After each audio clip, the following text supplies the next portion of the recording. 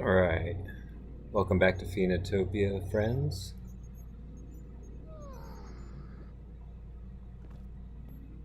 This should be our last episode, and hopefully we'll be able to wrap things up tonight. So we got a map of our final area here, and last time we looked at this and determined that this right middle route and bottom left route were the ways that we wanted to go. So we'll start over here with side D. Actually, we'll start by making sure that we're up to full health.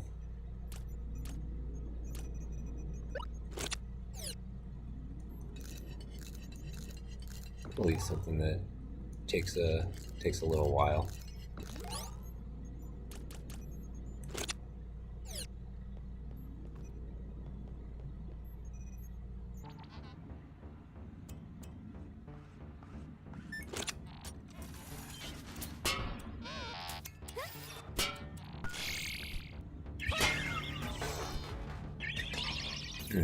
Alright, maybe I should just have a charged up power swing.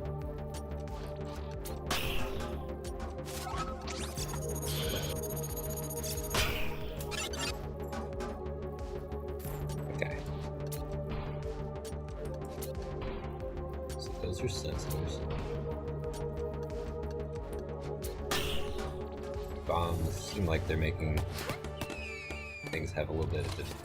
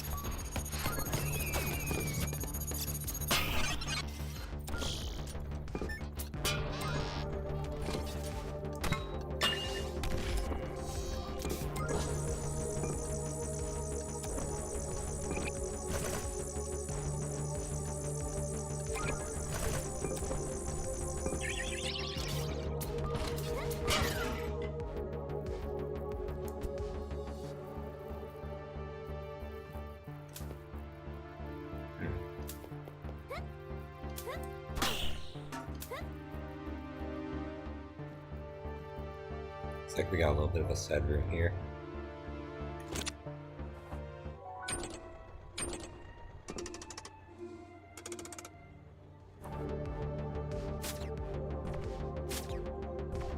Okay.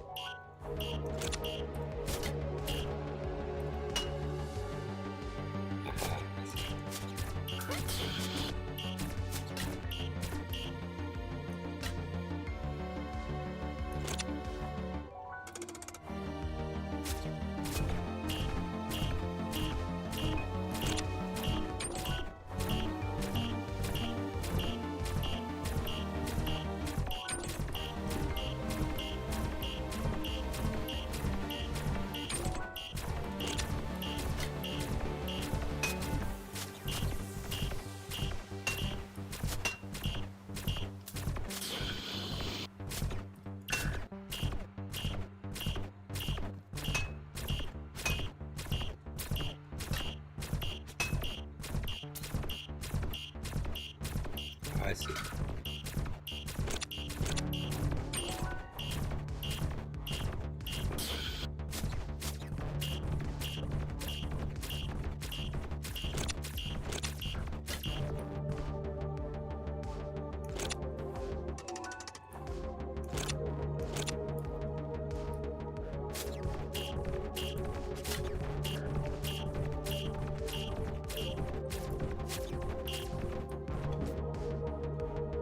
I'm glad that they make the item switching easy in this game.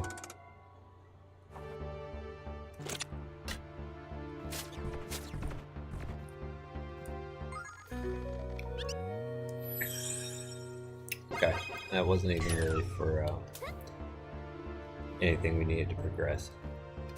Just an extra little bit of health. Okay, back to this puzzle, I guess.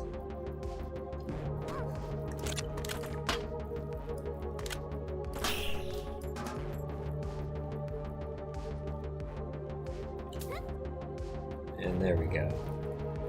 Box all the way on this side.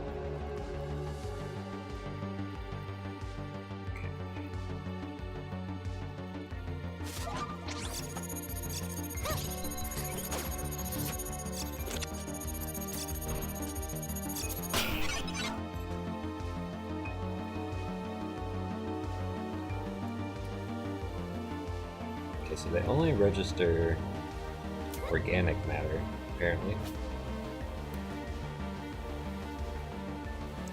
This other area that we can go down into D2 over here.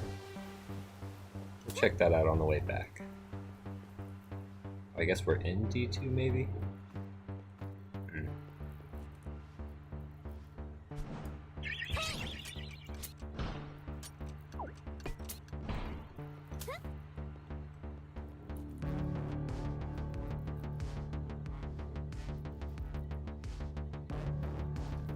There we go.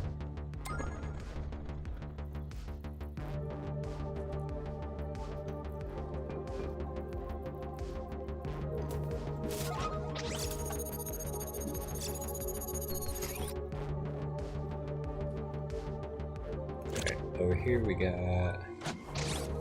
another one of these types of puzzles.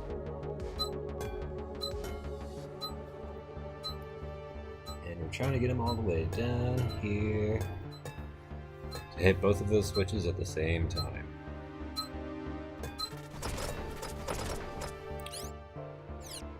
But the reward for that is not a key that we need. I would guess it's probably just a moonstone. Maybe even a bunny figurine.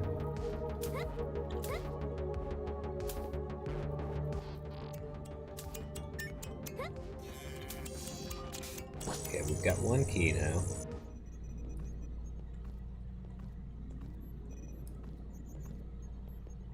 And to be able to go back and get some of the others, now we need to go down section E. Okay, we're still doing really good on health and healing.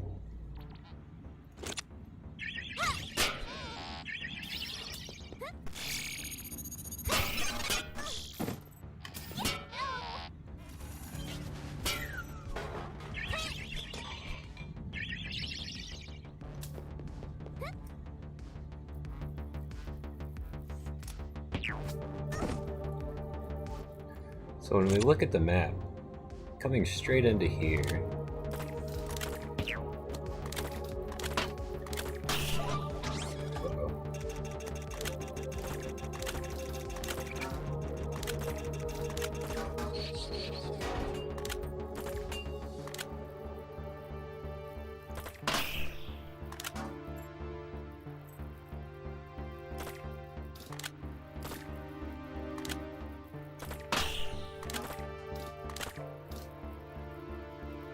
yeah, looking at the map over on this wall to the side, looked like, yeah, there was a little hidden spot to put a key in here. I don't remember what that does, but we'll remember it's there, and we'll get it on the way back. It's a little side area, may be worth exploring. Okay, that opens and closes the door.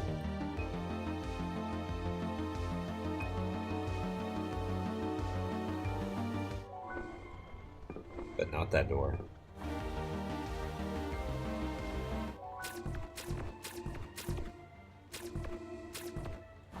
Okay. Interesting. We'll give it a try.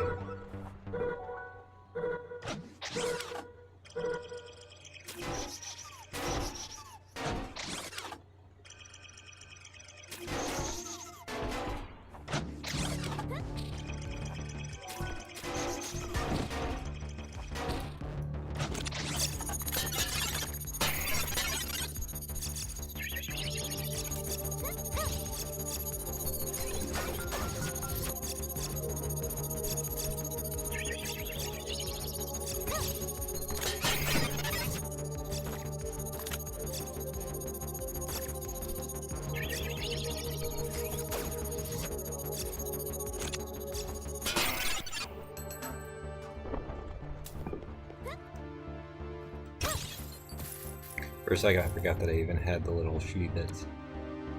Can't pick up neutral food. Astro Lunch is a lot though. Got a Nutriment.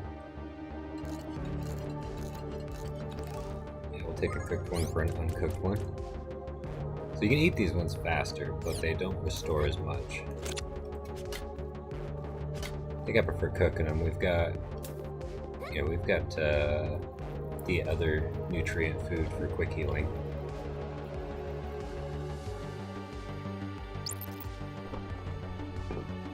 Ooh. Okay, yeah. Classic spy laser stuff.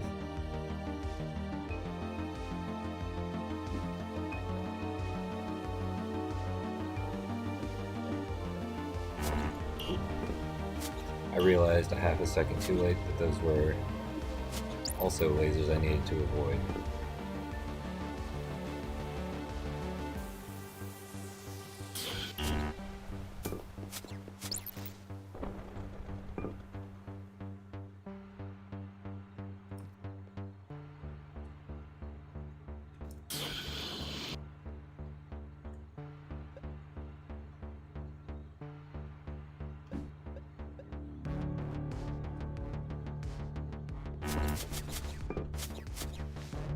Is it a run? I think it's a run here.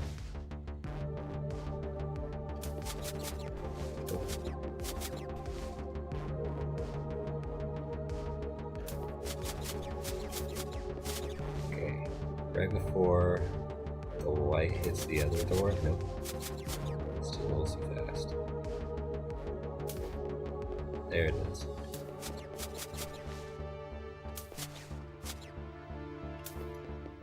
There it is, okay.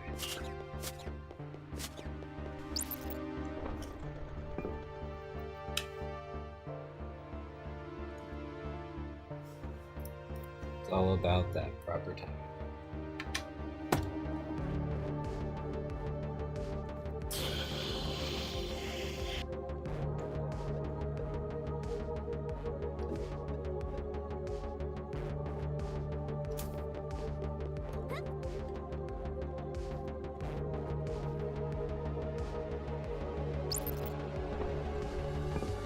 Right.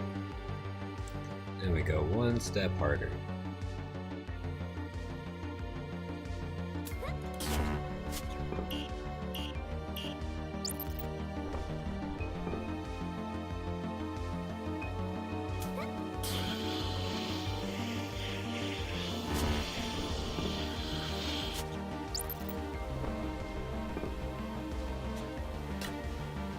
Just in case I need a little extra help.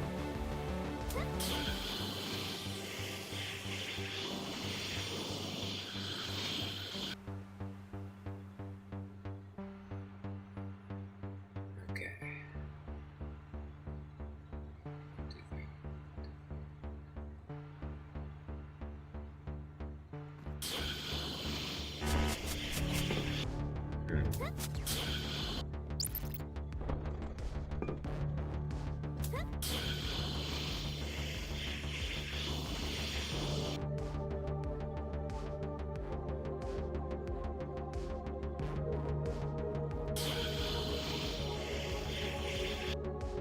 Okay. And that's the end of that hole.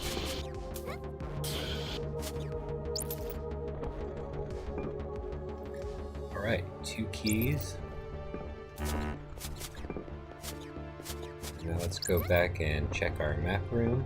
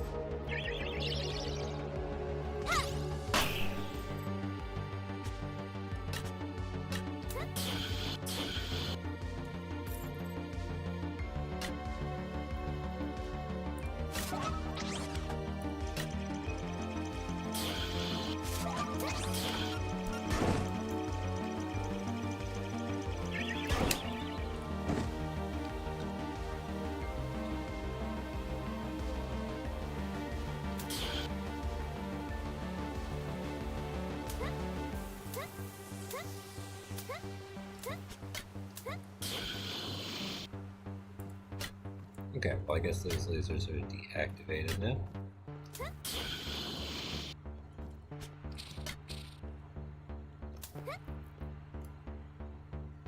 Stamina.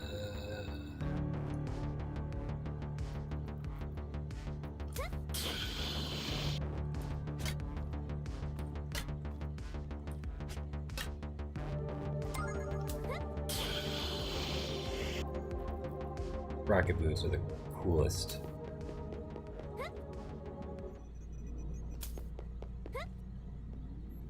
If only the hover boots in Zelda were just jets, rocket boots. So much more fun.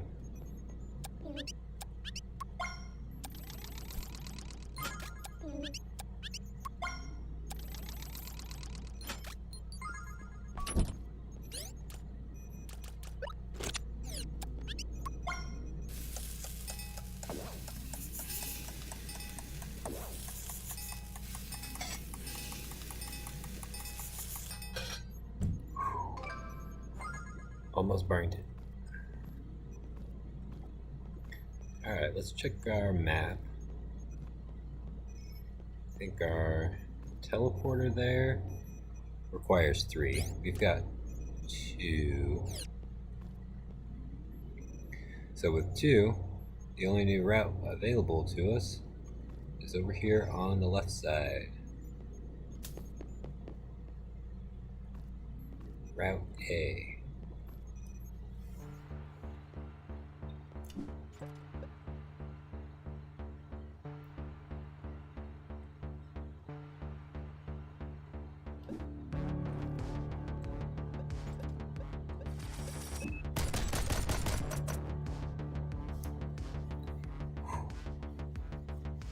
Good thing it doesn't sense my little tuft of hair.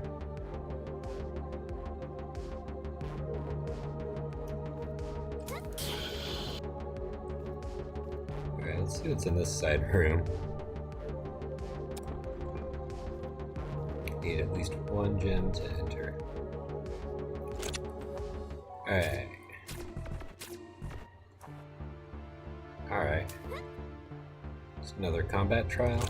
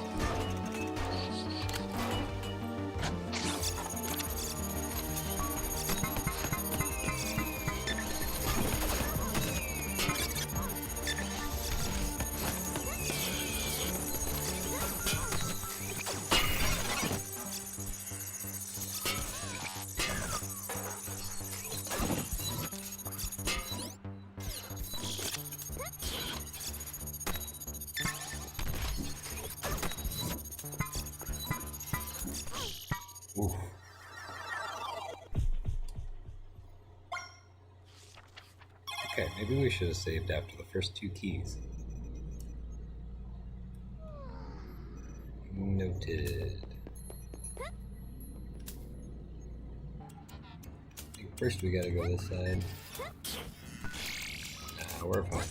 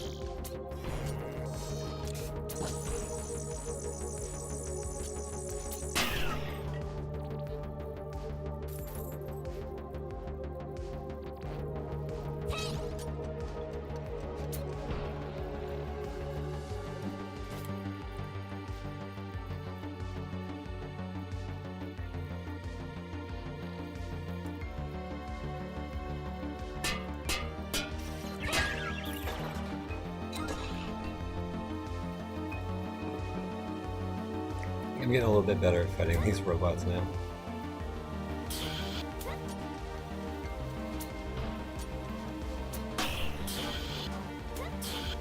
I was gonna go back and heal a little bit, but then I remembered this isn't that hard, and the reward is more health, and a full health restore.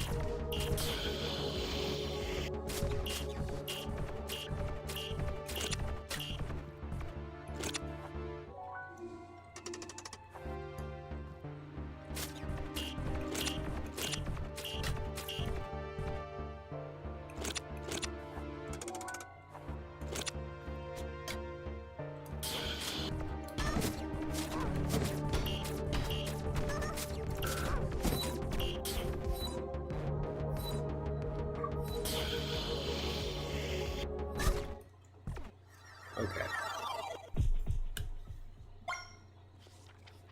Maybe not as easy as I thought, if I'm being impatient.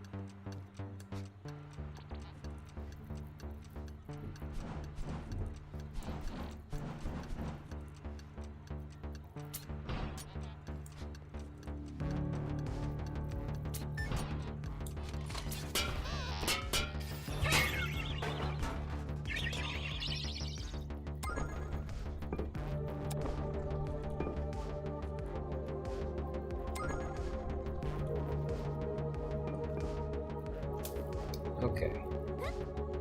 Forget the extra hard. Despite dying twice already, I'm sure we'll do okay without it.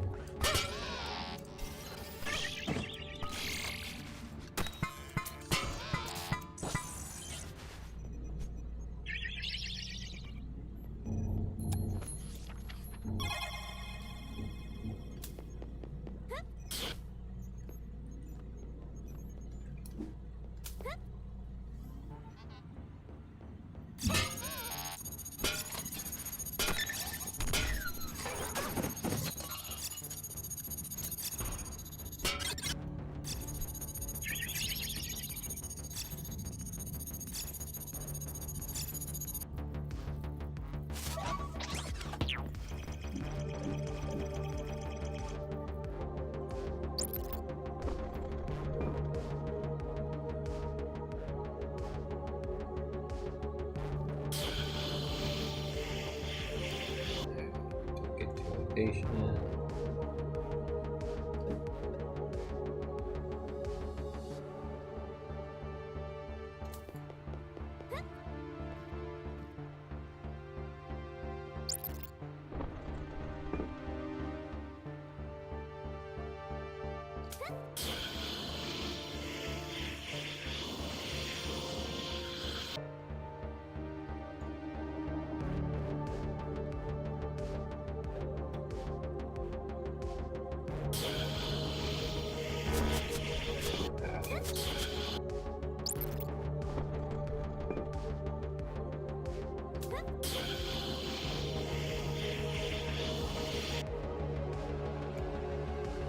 Get full recharge.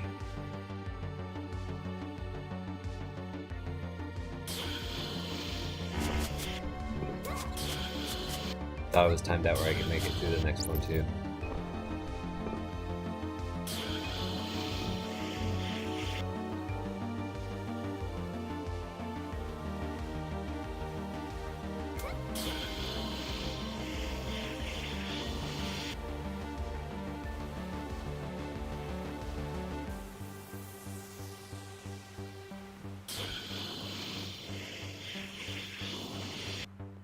There we go.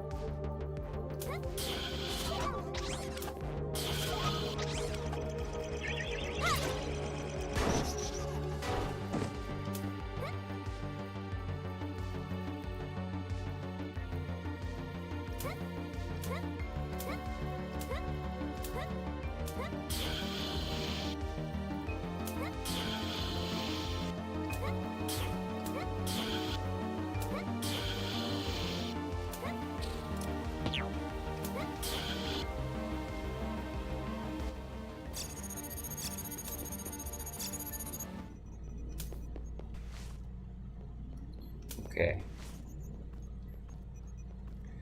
Now we've made it back. Now we can save. And now we can go back through section A.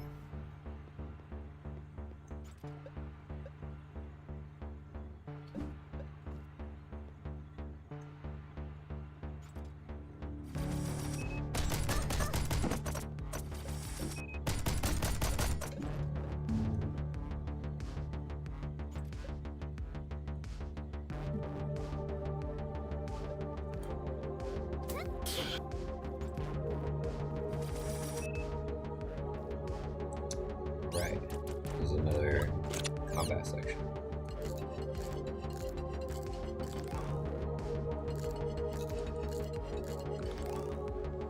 Go ahead and eat up a little bit.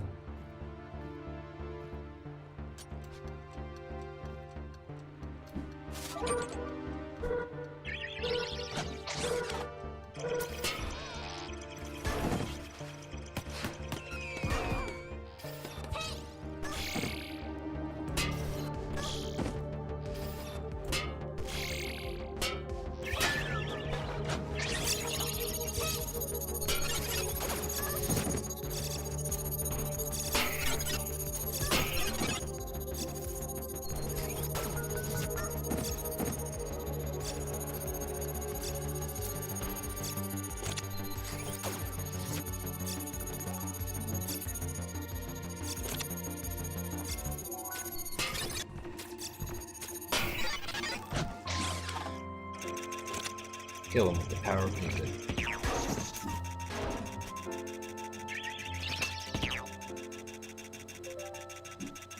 It was actually pretty cool, and I forgot that the flute even did stuff in here.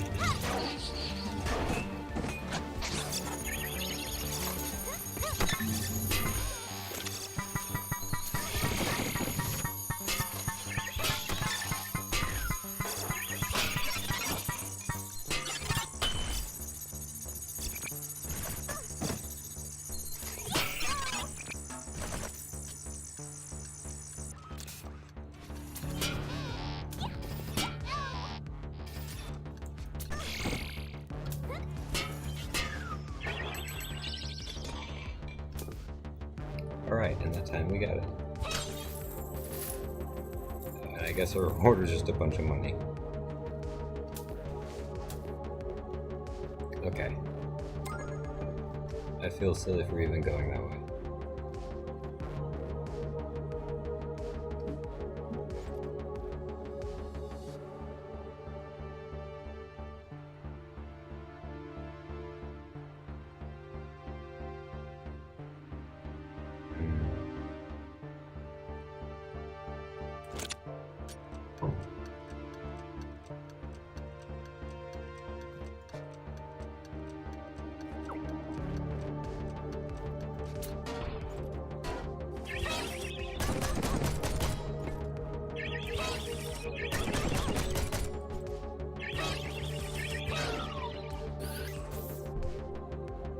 Goodness, those things have a lot of health to them.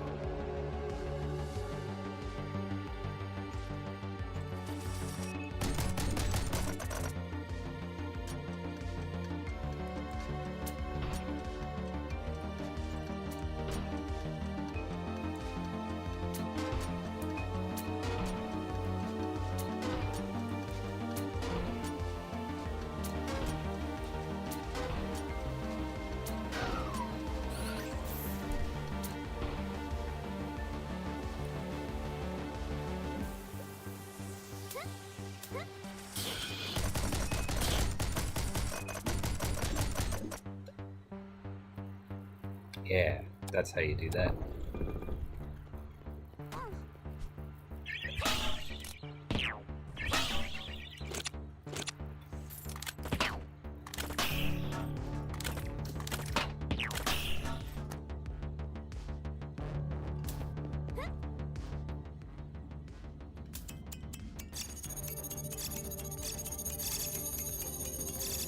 I think maybe this way is the train. Yeah.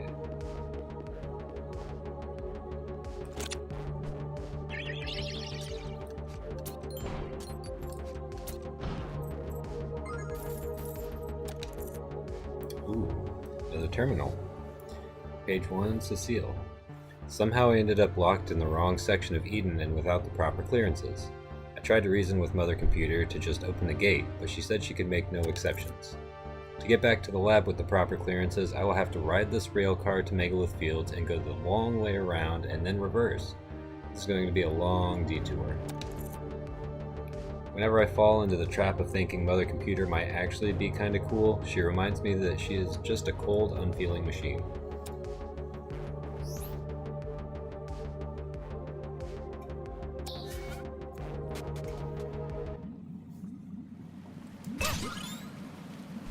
Hidden moonstone in an elevator ride. Not that we need him at this point, mind you. Here we've got a save under Megalith Station. Elevator over there, nothing over here.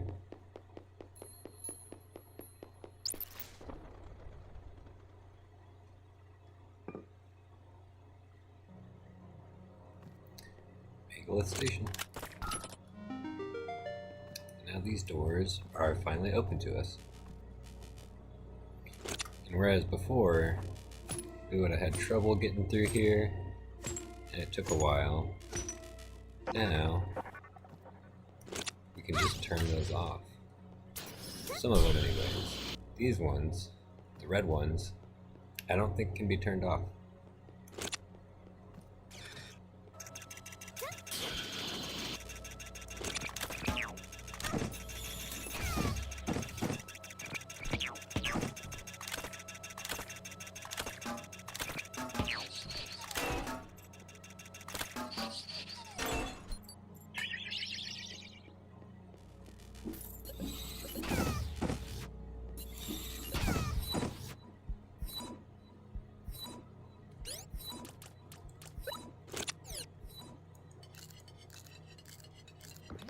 We'll be fine.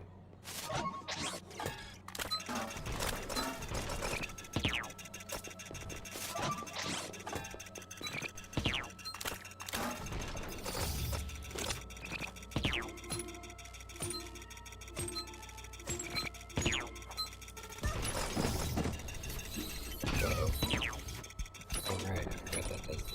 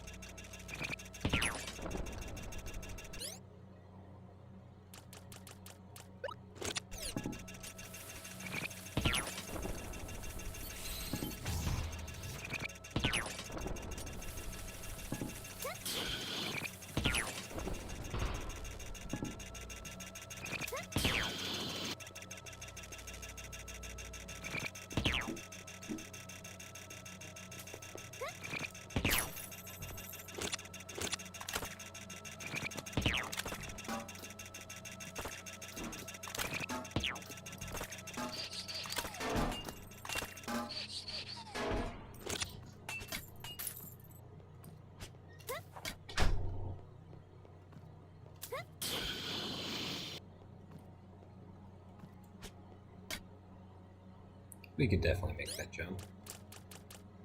Just hop on a couple of bombs. Yeah. Easy peasy. You might notice these flowers in the background are the same ones that Mr. Planto plants. And here's our friend Mr. Planto. There was another spot that we found him in between the walls on top of like a castle wall type thing. And I meant to go back and give him some fertilizer for that area. And if we would have done that and talked to him here, I think he gives you a stamina gem.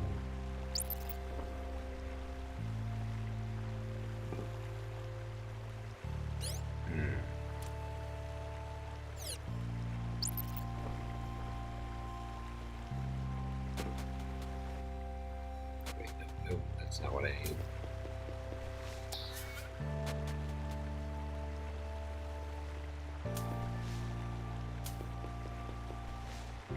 Oh, I do have to pay for a room. Maybe? Maybe I don't pay. Maybe it's free. Still have to talk to them.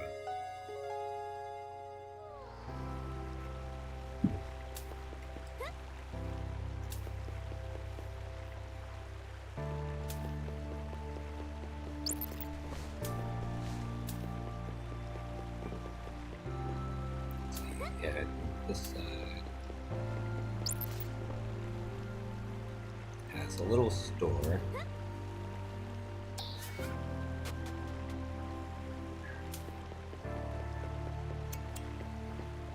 Since we got a bunch of money, let's grab a couple of astral lunches. Nope, only one to a stack. Okay. Noted.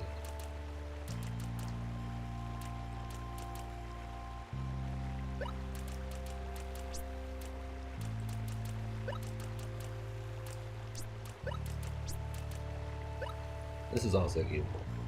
A fuchsia-colored flower grown by the robots of Pristine City.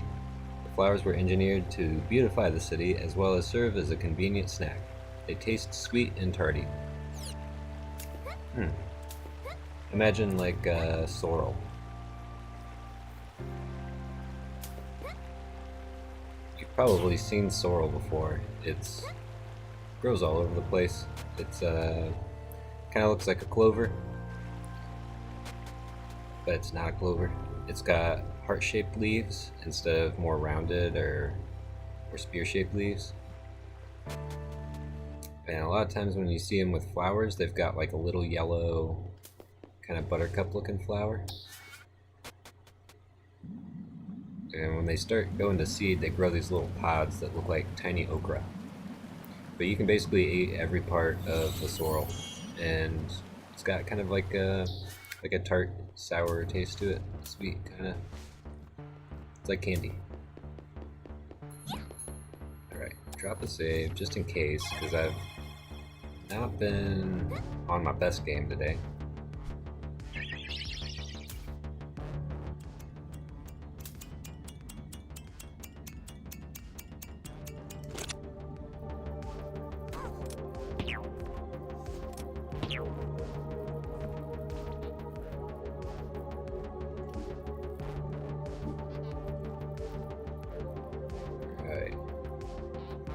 That's one that I don't think we can get.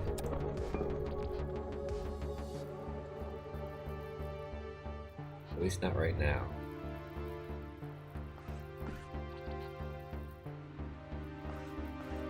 Suppose we could go the long way back around after we gather all the things.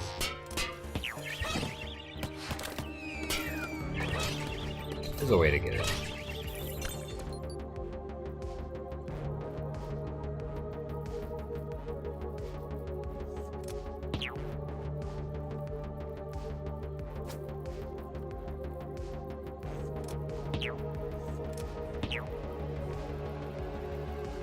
I suppose we'll get on our way back out, because what we're going to do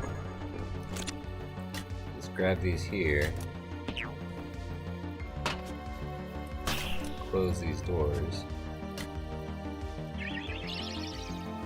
go back around the long way.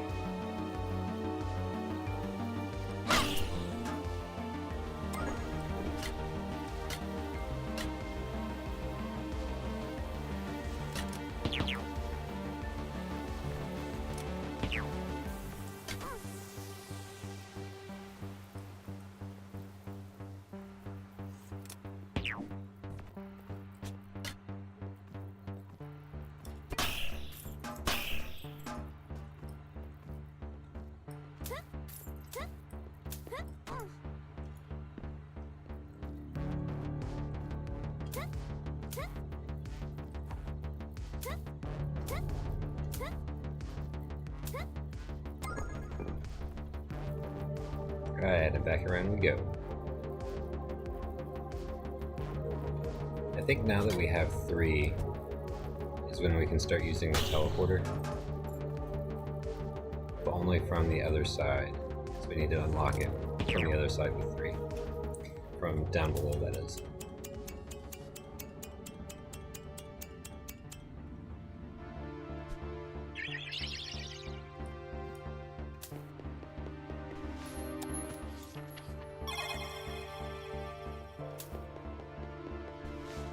This is a hard part of the game, so like this extra bit of having to run back through these megalith fields, deal with robots you know you've already dealt with before. Gives you a sense of anxiety, but then also like a sense of triumph and progression when you go back and you know how to handle it all better.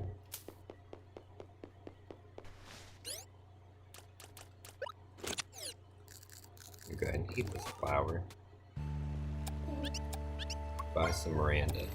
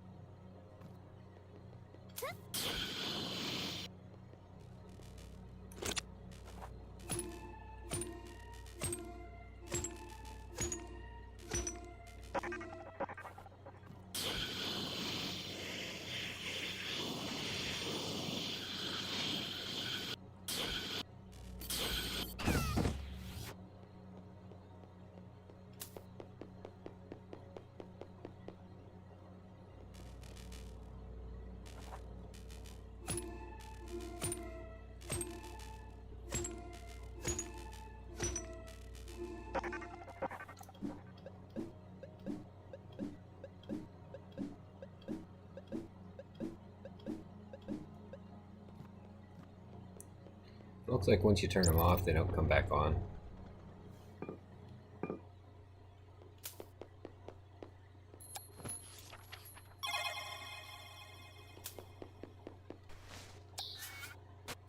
It does start giving you plenty of save points towards this point in the game, though.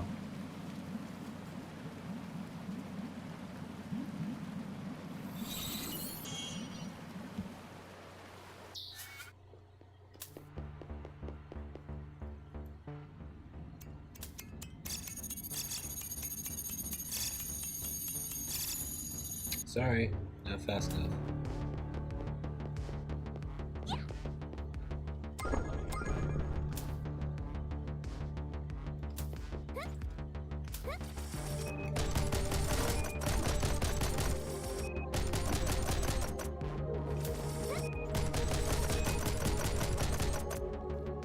Also, not fast enough.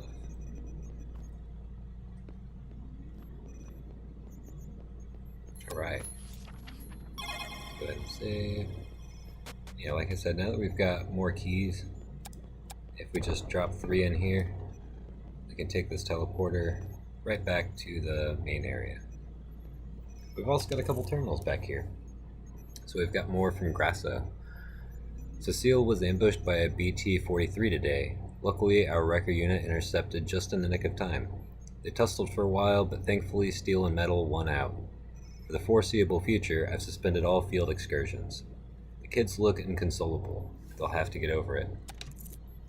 On the topic of wreckers, I note it has a glaring blind spot. When it moves in for a grab, you can duck and roll right under it.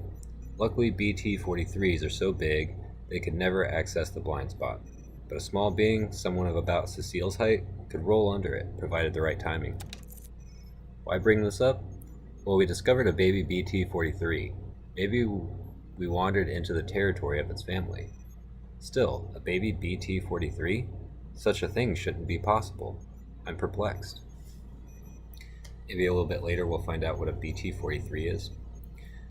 But a little bit about the wrecker being able to roll under them.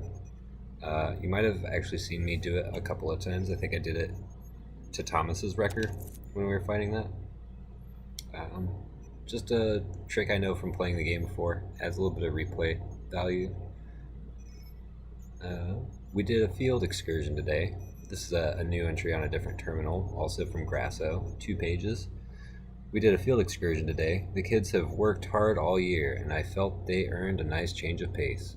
There's no replacement for walking out under the open sky. Of course, we were wearing our hazmat suits the whole time.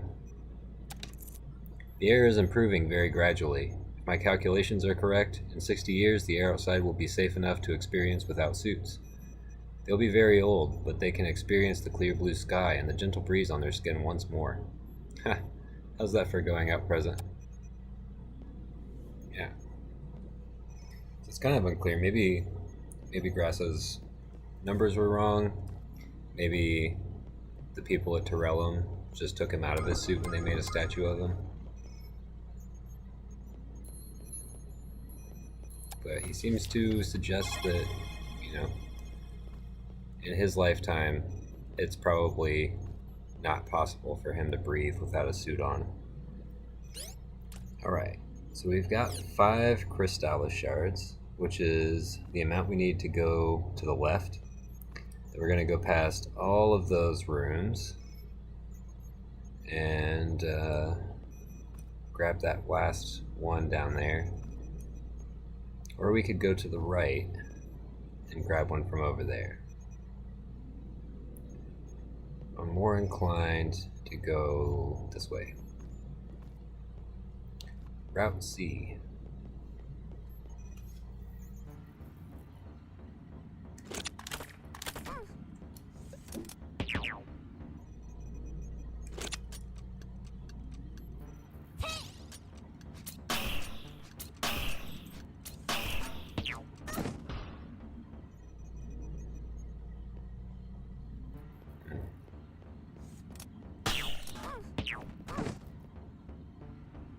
Okay. That's fine.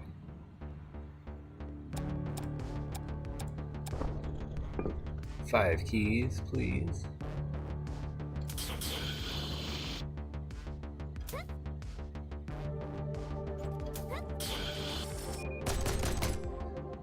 Let's see what's over here. Seems like a little detour. Oh. Okay.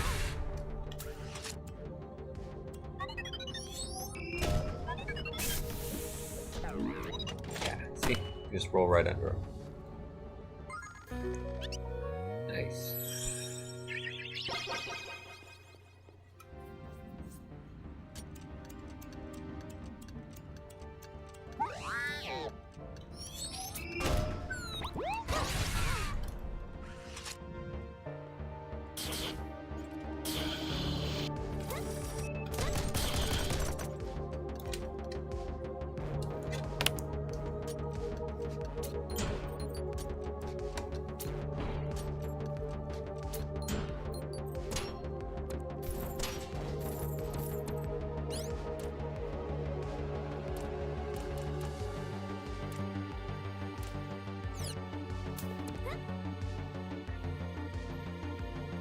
Extra supplies if you're running out.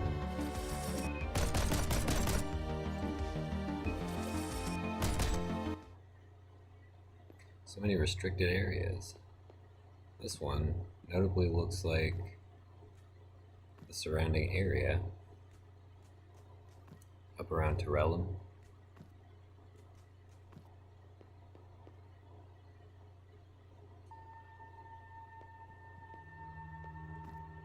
And here we start getting some freaky sci-fi stuff. Soldier model HX-27. Entry by Redacted. Staff is taken to calling HX-27 units Harpies. I won't protest since the name fits. Arm them with a rifle and let them roost in a city. They can defend it just as well, if not better, than our best anti-air defense systems. They give a new meaning to the word paratrooper. Of course, where they're best leveraged is situational. They prove invaluable in dense spaces like cities or forests.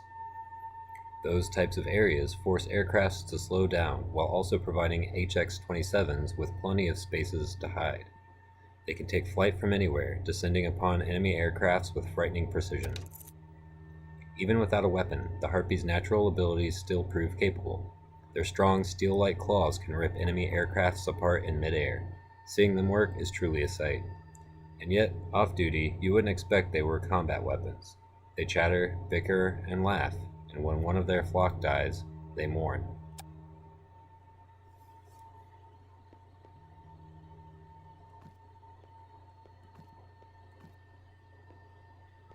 Let's see what else we got around here. Okay, here we've got an entry from Devin. Our outer work cameras recorded an unusual pack of fast-traveling specks. It's quite low resolution, but it's definitely the shape of something flying in formation. I tried zooming and enhancing, but it didn't work. Ashley enters. They flew closer. Our outer monitors got a good capture of them this time. It's confirmed. Harpies. Those bioweapons are out there. They're loose. Shouldn't we take care of it? Won't they give the next generation trouble? I doubt they'd take kindly to humans now. Pheonix enters. Teach says we can just leave them alone. They have no known form of reproduction. Let them live out their lives in peace. Our predecessors put them through so much, it's the least we could do. And Cecile enters. For once, Pheonix and I agree on something.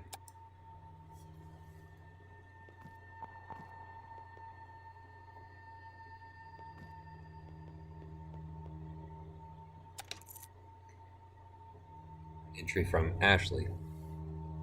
The new chickens are done. They're hardier, capable of surviving in even today's post-apocalyptic conditions. Most importantly, they taste more delicious. Some people, who shall remain unnamed, doubted that you could improve on the flavor of chicken, but I have proved him wrong. Ashley enters. However, the professor says we should just keep a few for ourselves and freeze the rest. We'll let the future generation decide what they want to do with them. Ashley enters. The new chickens have no known predators and a wide range of ecosystems they could inhabit. If we released them upon the world, their population could grow unchecked for hundreds of years. The future generation might just wake up to a world of chickens. Cecile enters. Ha! A world of delicious chickens? Sign me up. And then Devin finishes. If my doubting has caused you to be more motivated, I will doubt you many times more. So we've got Paros and Pookies. All kind of genetically engineered before the war, and the Arbors even.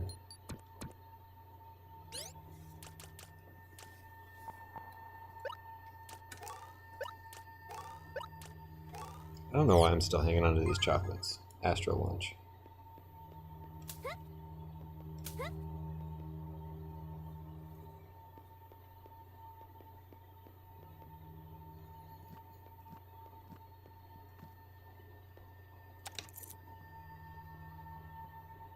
Soldier Model BT-43. Standing twice as tall as a regular man and carrying about 4 times the muscle mass, the BT-43 is capable of incredible feats of strength. And despite its heavy weight, the BT-43 can leap many stories tall. Where it lands, a great tremor rocks forth. Its mere presence on the battlefield is enough to send enemy combatants scampering. When under duress, the BT-43 can harden its skin, making it nearly an impenetrable fortress. It enters a deep state of hibernation, which allows us to safely extract it at a later time. Combat-wise, there's nothing to complain about. However, the BT-43s have been seen exhibiting worrying signs. This entry is also redacted, like the Harpies were. The BT-43s were designed to have no emotions, just enough intelligence to obey orders. But they ask questions that hint of a higher understanding. They ask about us, and they ask about themselves. Why I born? When presented with the answer to fight, the BT-43 seemed discontent. I find myself doubting. And we've seen in Terrellum, the trolls don't just naturally fight necessarily. They're chill up there. Harpies too. They were created as weapons, but then eventually life found a way to, life finds a way, you know? They weren't supposed to reproduce.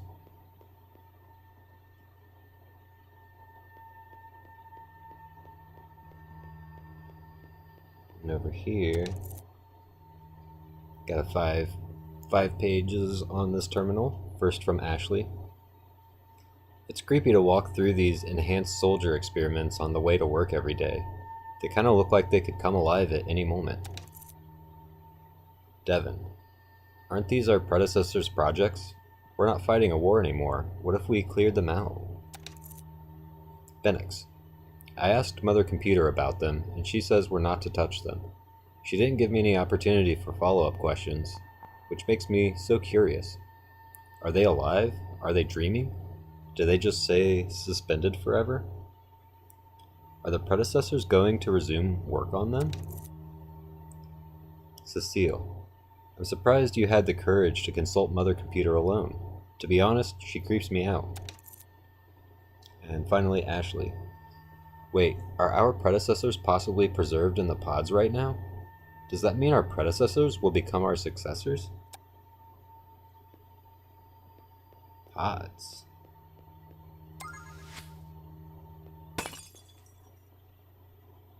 So we got the crystal, and immediately we hear glass breaking.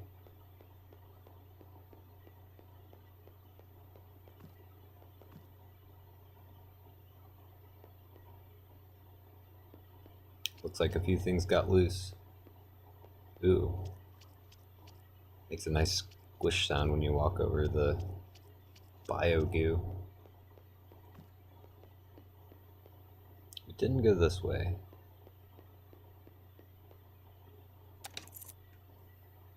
Two pages. Pheonix. Bugs are the optimal life form for terraforming our war-scorched Earth. They're hardy and capable of surviving extreme radiation and negating its effects over time. They also reproduce quickly and have an efficient feed conversion ratio. The denizens of the future will need sustenance. Why not bugs? Cecile. Pheonix is so focused on efficiency, he forgets the human element. People don't want to eat bugs. They're icky and gross. All he's done is ensured that future denizens will have a bug infestation problem. A giant bug infestation problem. And here we've got not only the bugs that were in the mole caves, but we've also got giant bees and possibly the scabbers. Devon. Our ongoing scabber project nears completion. This capable metal soldier will trudge through radioactive waste, consume it, and spit out eco-friendly steam. How does it work? Slowly. So very slowly. Devon. It wouldn't be feasible to expect its work to be done within 1 year or even 10 years. Try 100 years. It's strange to think I'm working on a project where I won't get to see the end result. Grasso. An old proverb comes to mind. Society grows great when old men plant trees whose shade they know they shall never sit in. Devon. Thanks, Teach. I feel so much better. Last entry, Grasso. Do I detect sarcasm? So yeah, early on I said the scabbers were neat. I like them. And that's why, because they're just little slow-moving guys that eat up all of the post-apocalyptic stuff and make the world okay again. They just take a very long time to do it.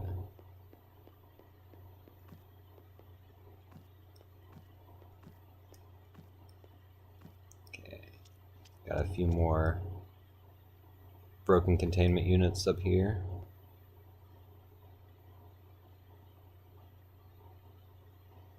Let's get crossbow ready.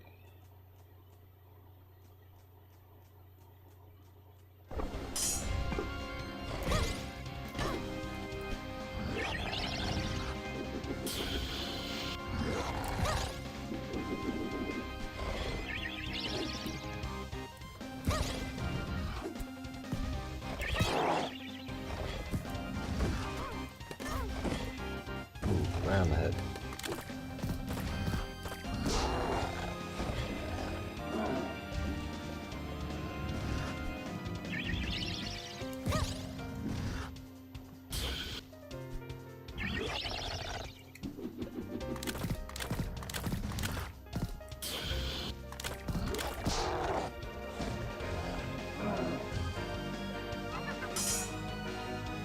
Bring it.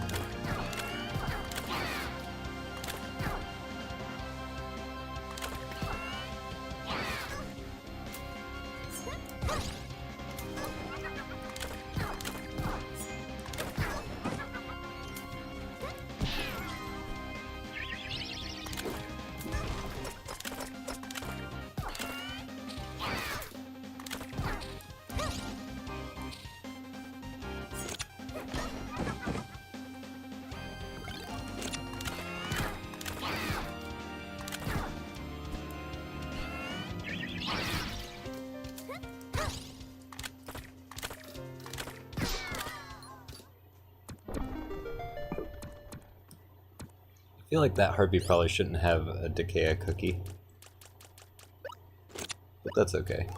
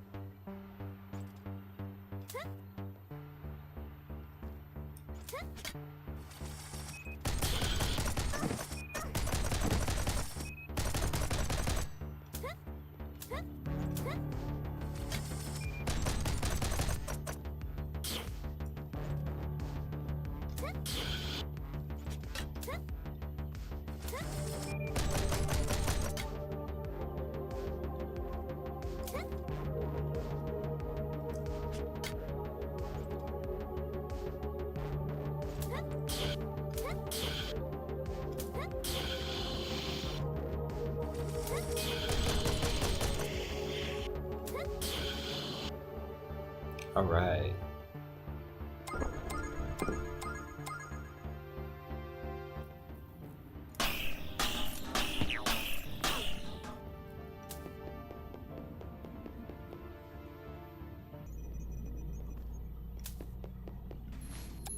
And we've made it back just fine.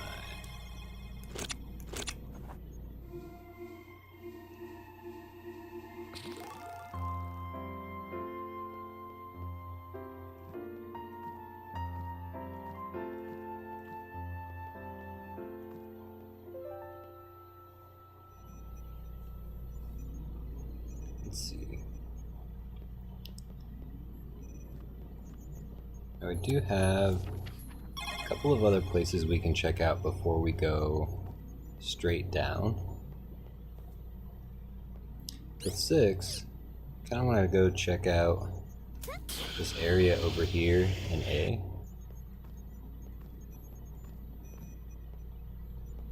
Let's see, we skipped the second one that first time, so we could also check that out.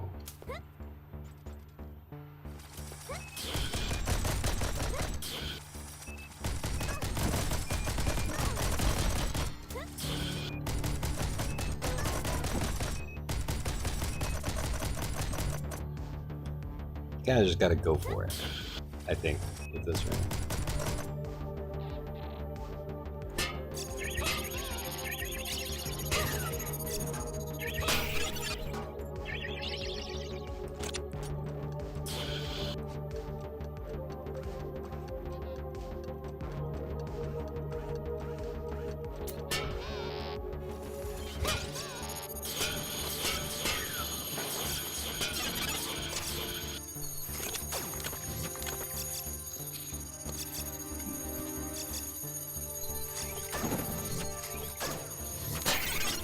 boxes don't help.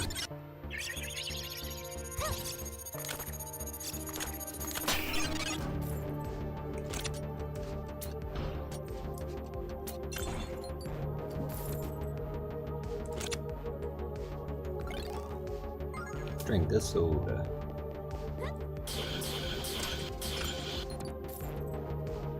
Okay, just a little snack shop, I guess.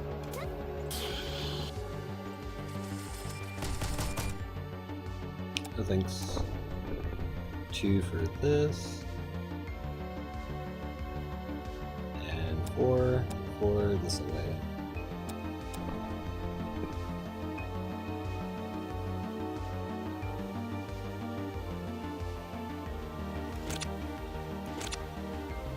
And looks like we got another puzzle there.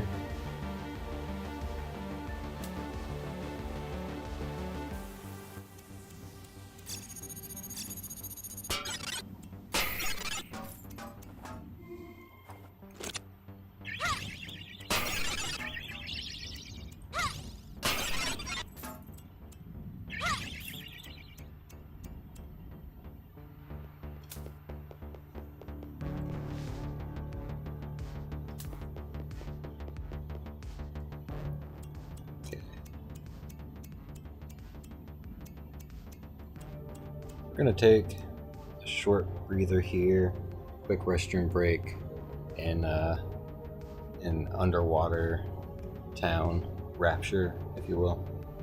We'll be back in a few minutes.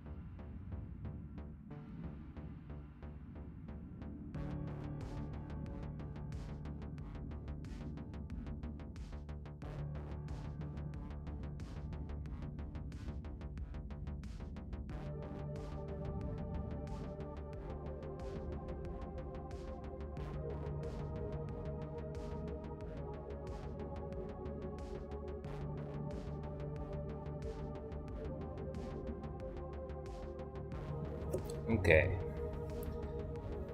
Sorry about the delay.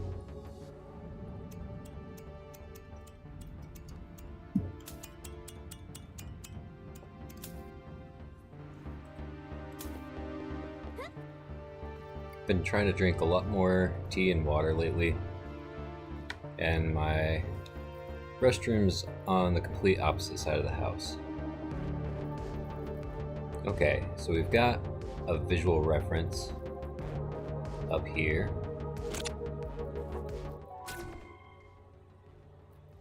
Uh-oh.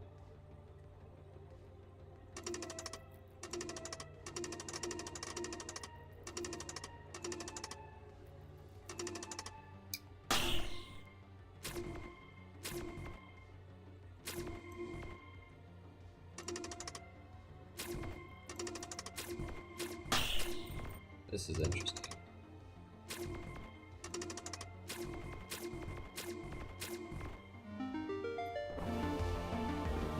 Okay, okay.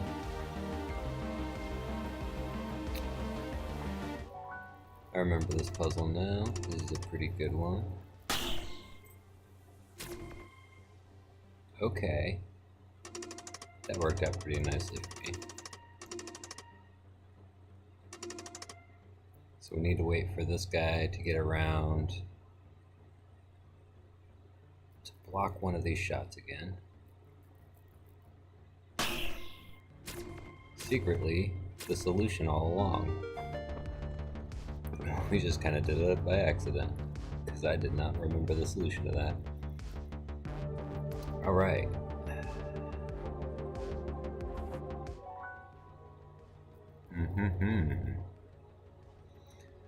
So we can only afford 2 shots in the middle. Alright, I got it. We're gonna have to put this all the way down here. And do these shots one at a time.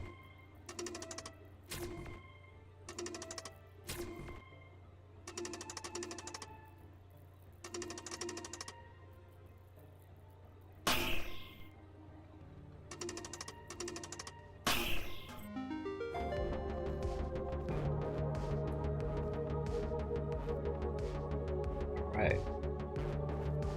Easy peasy. Another heart ruby. I feel like there's a decent handful of heart rubies in this last area to really make you... Well, I guess if you've been very thorough, it'll get you up to a nice 250, I think, is the maximum HP.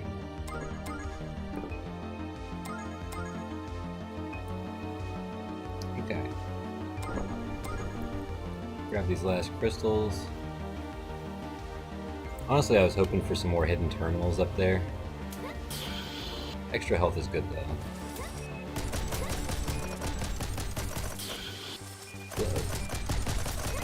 Uh-oh.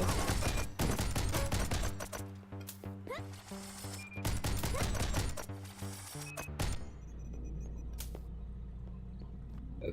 Okay, we're good. We're fine. Just gonna eat some fish.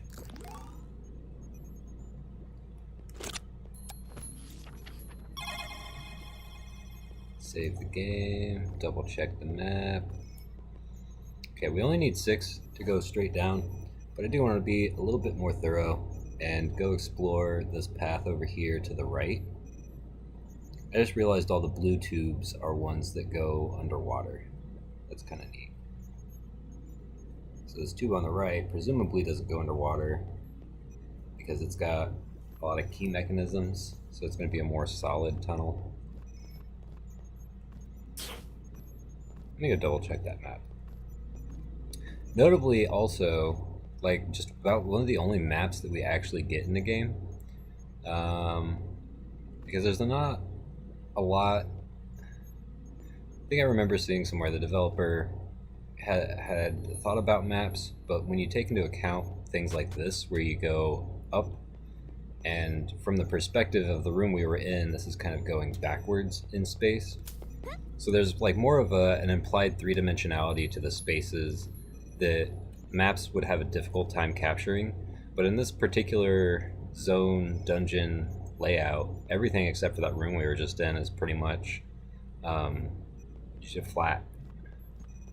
So, oh, I didn't even look at the map. Okay, so we're gonna put in 6 to open up to the shaft over here, probably with a bunch of those Metroid robots like the previous shafts, or laser turrets. We're gonna go down this hallway, grab this other piece here, and be able to put it in here to go into this left room. On our way down, we'll hit that room on the right. Hopefully.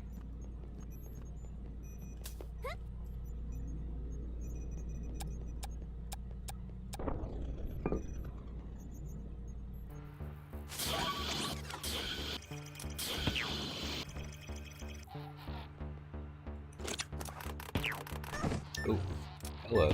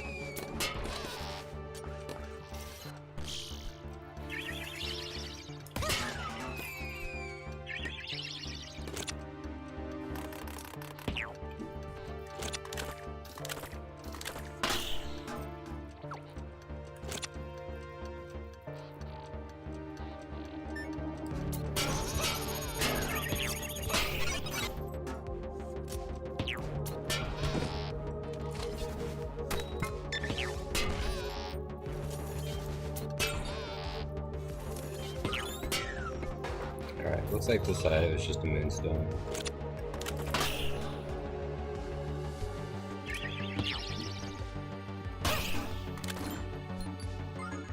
A little bit more Miranda too.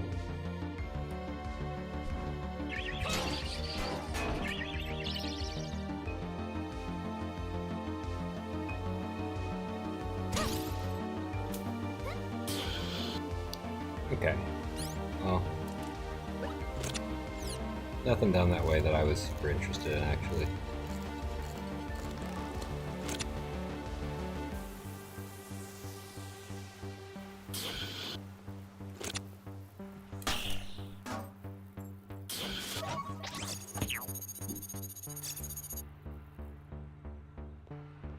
It's not the correct way.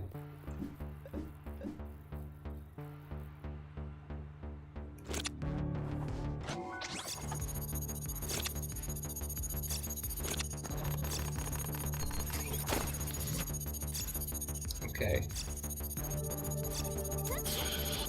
And we've got walls that only these guys can blow up.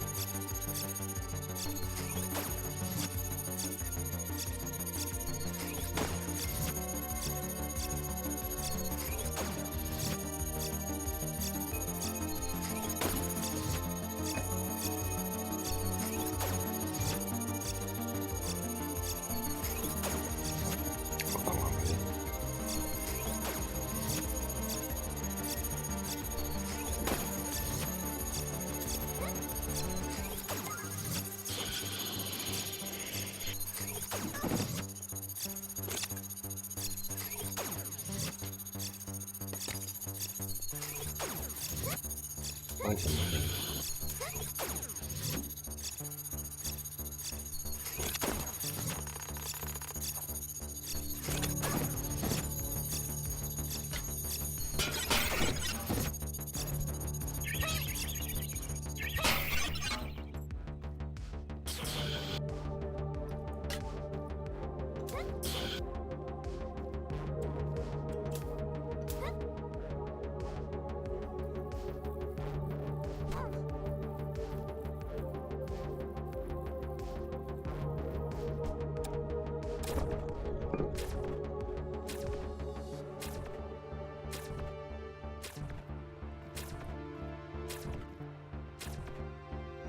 This looks like another moonstone puzzle.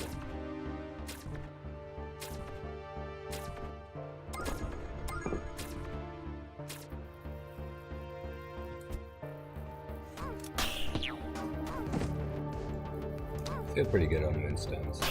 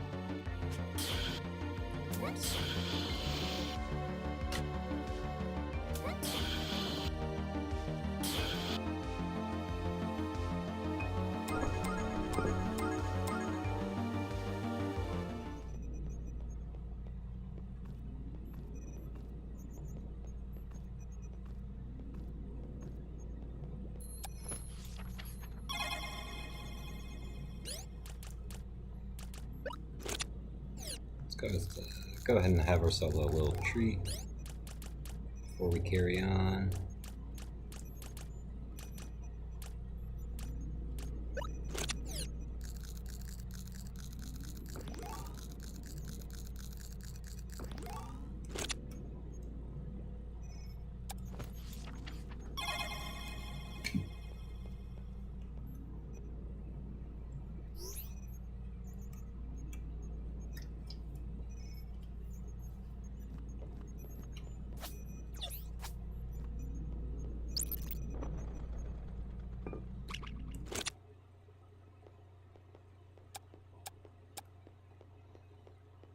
One, two, three. 1, 2, 3.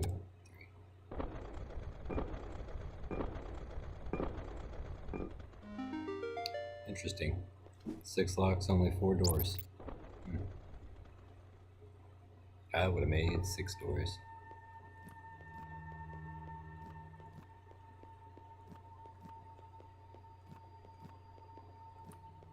A lot of stairs. Is this necessary? To a elevator to stairs to another elevator. Okay, to more stairs.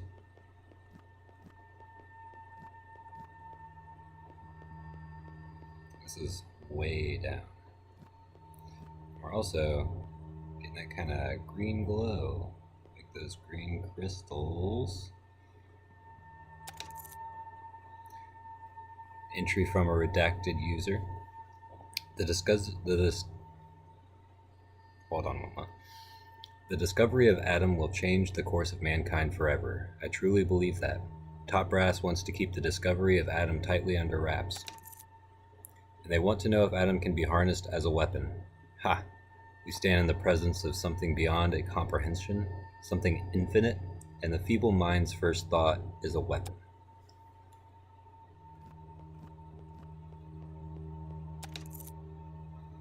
Another computer terminal says, I had an interesting debate with my colleague concerning the origin of Adam.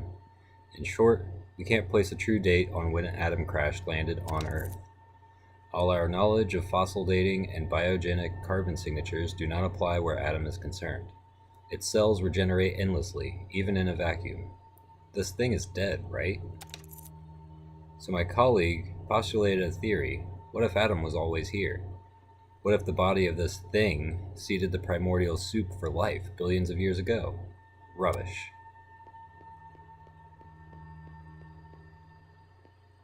Doesn't seem like that crazy of an idea, honestly. I like how you have a little bit of that layered effect. Not much, just subtle enough to give this whole scene some depth.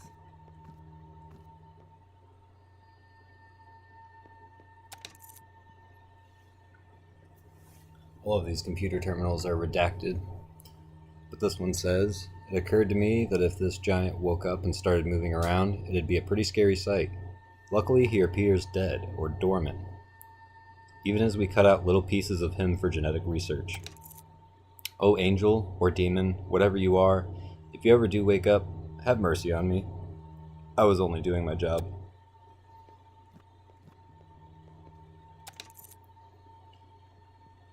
Another computer terminal. On the outside, it would appear as lethargy, more and more frequent sleeps, and for longer periods. However, underneath, a metamorphosis is taking place. Their powers are slow to manifest at first, and quite subtle. First is a change in disposition. Fearlessness is a common trait, easily overlooked. Their brain likely subconsciously understands that they're not in any real danger. Why would they be? We must appear as bugs to them. The changes to follow are more obvious. Flight and super strength are common. Special subjects express more rare abilities, invisibility, clairvoyance, pyrokinesis. A rare two have manifested wings similar to Adam. Wonder what they could be talking about there. Did we read this one? Yeah, there's the debate about Adam seeding life.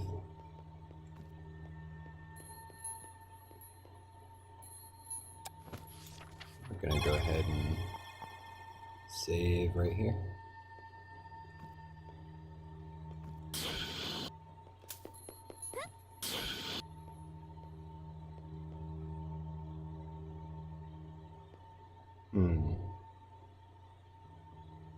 A2, C8, and E2. I feel like maybe this is what that kind of hidden key goes to. I'm gonna go give that a try, actually. I feel like that's worth investigating.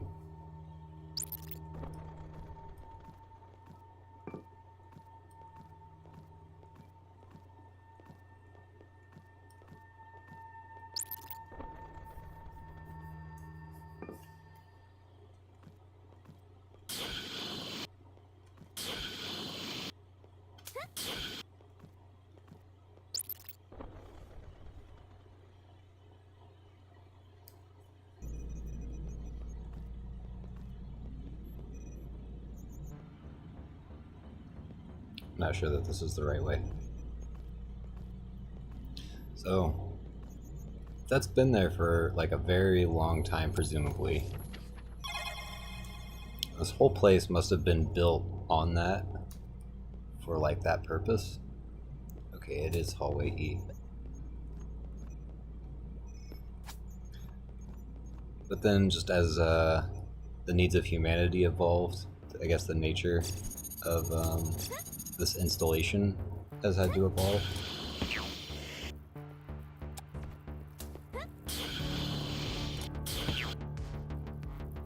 Okay. Let's try this.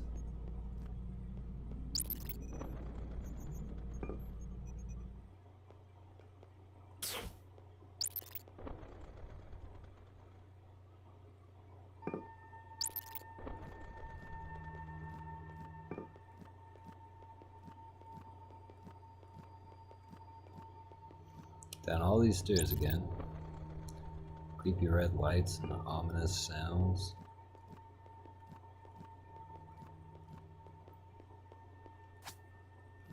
Even creepier green light. Ominous sounds intensify. Oh. Okay. Wait.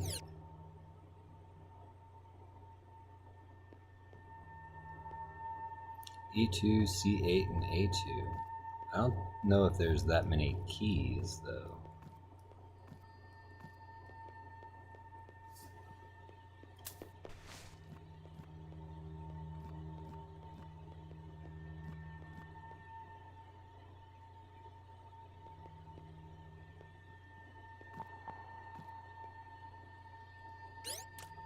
We don't have more keys, do we? No. Huh.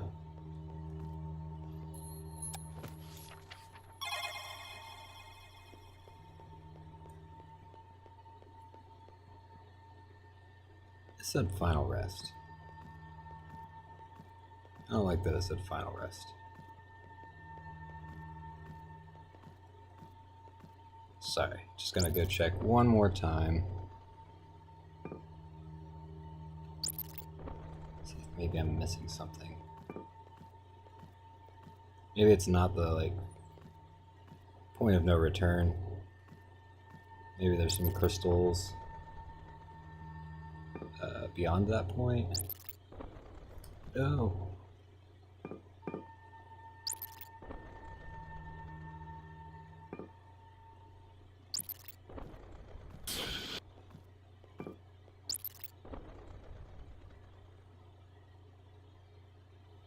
So the door, it said like A2, C8, E2.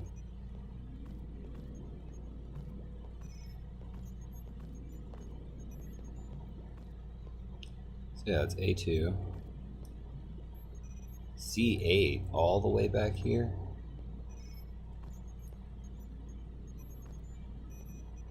And A2, I guess maybe is that one right there.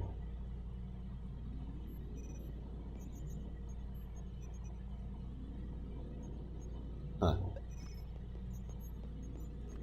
Truly don't remember that many keys being available, but if we get down there and find 2 more keys, I definitely want to explore that last wing, because it probably has the most answers of any room.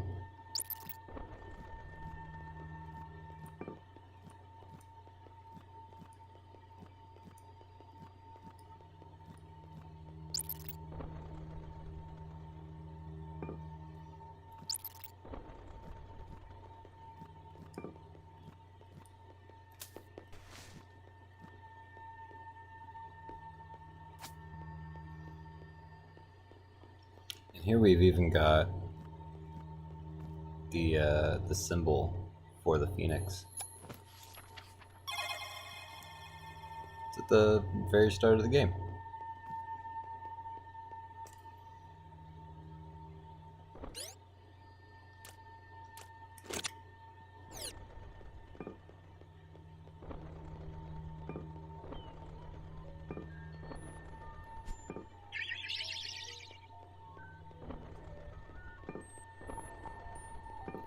getting kind of a familiar sort of beeping sound here.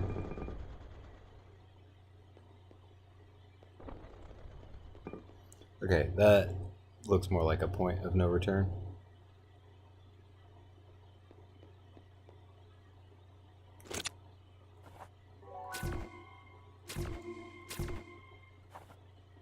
Okay.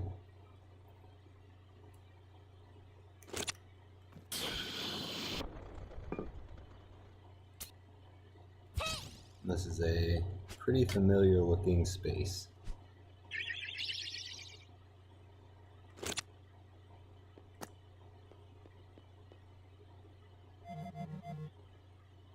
Welcome home, my child. Cortana? Do not be afraid. Come closer, and I shall reveal everything.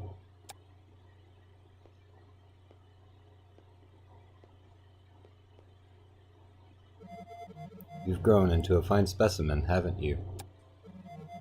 I am Mother Computer. You may think of me as your mother, your real mother.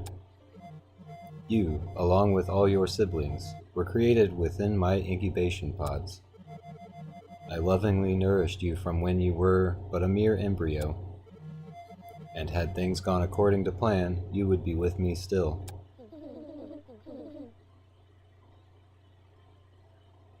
I don't understand. 16 years ago, thieves broke into my vaults and stole 2 infant subjects. You are one of those stolen subjects. Bitterly did I weep, for you are my child.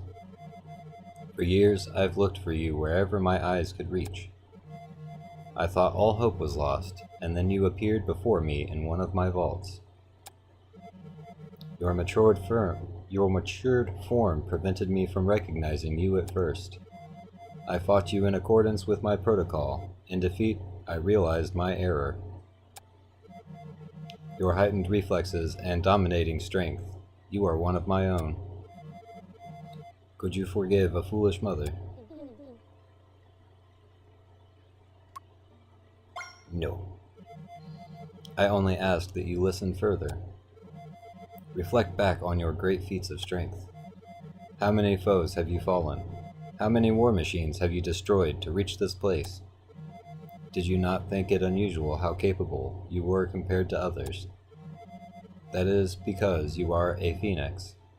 You were created to be a perfect weapon. We are the Pheonix. We were the weapon the whole time. We didn't need to do any of this. A tool to be used by humans. You're lying. I'm more than that. Mother does not lie. Was it not selfish for everyone to demand this monumental task of you? Humans can be so selfish. You don't have to do this. You don't have to do anything. You could just turn the game off. Only join again with me in peaceful slumber. We can right the wrongs of the past. Mother will find the proper time for us to awaken, a time of peace and joy. There will be no more pain, no more suffering. Will I rest? No. I wish we could tell her that aliens were coming and that we need her help. I see, Mother is disappointed. What comes next brings me no joy. As per protocol, defective Pheonixes are to be euthanized. Uh-oh.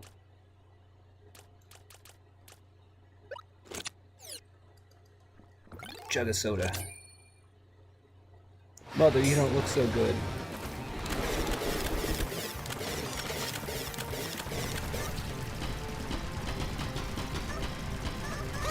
Jeez, stop. Oh my gosh.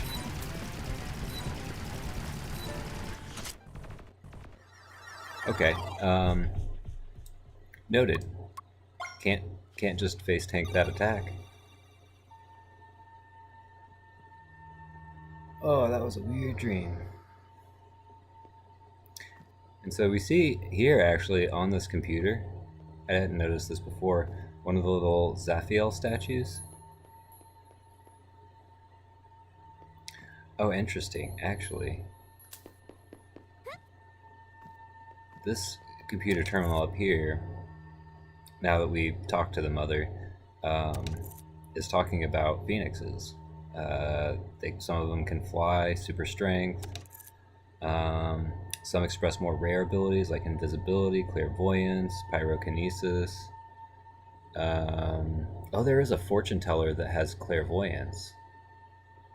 We didn't go visit her, but she'll help you find where like moonstones and stuff are. So maybe. I haven't seen anybody with invisibility or pyrokinesis. But a rare two have manifested wings similar to Adam. And the one place I can remember seeing two characters with wings like this are the ones that are like depicted fighting in the royal family archives, and they have access to like secret history and knowledge and stuff. So it makes me think that there was some kind of conflict between these two phoenixes who awakened way earlier than us. Why would that be here? Maybe it's just maybe this is a depiction of him or Adam. Very peculiar.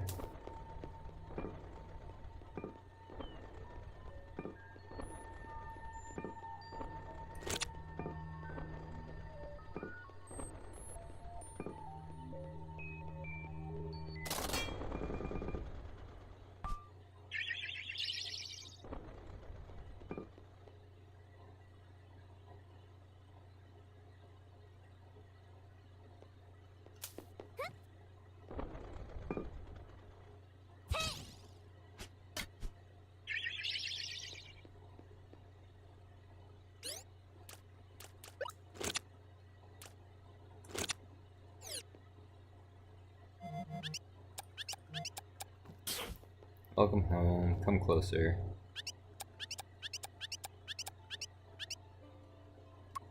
You're lying. Mother does not lie. And so she talks about 16 years ago, thieves breaking in, blah, blah, blah. Back in the beginning, somebody tells us that somebody brought us and our twin into the village as orphans. And we did have the peace minister telling us that we were probably some kind of genetically engineered super soldier type thing. So there were some hints along the way. There's also somewhere that says that only certain people find any effect from the heart stones, the heart rubies, and the green ones.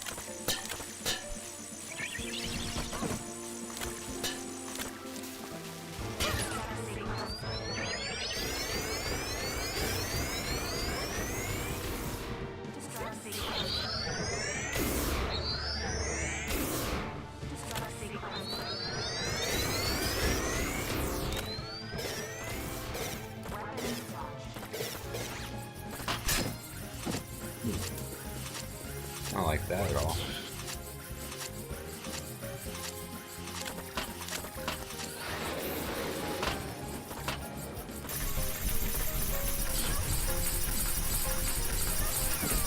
Oh, goodness.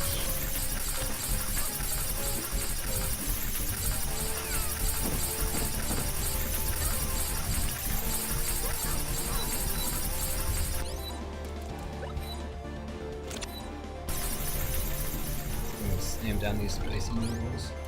Nice.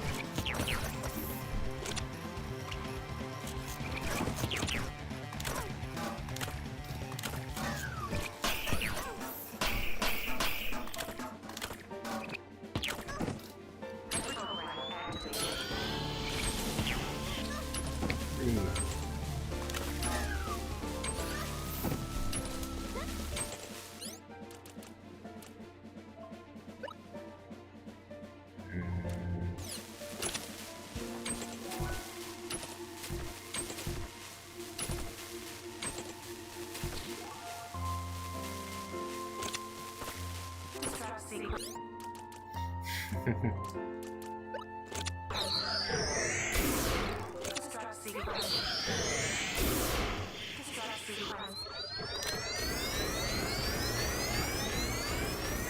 stop, maybe?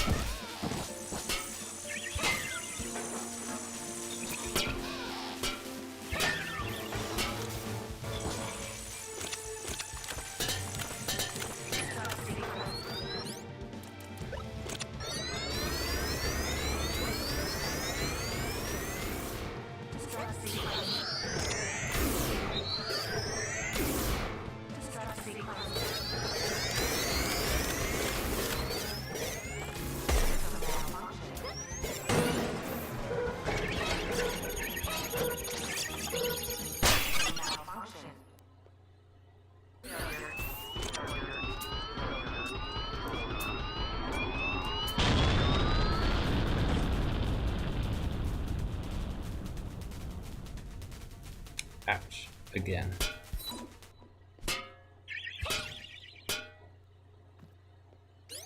Okay. Not so bad. Not so bad.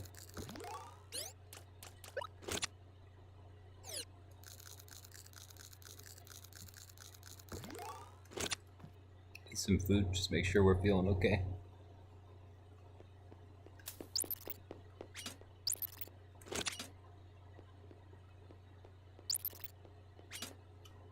What we got here? Looks like we're being scanned. Take a drink of tea.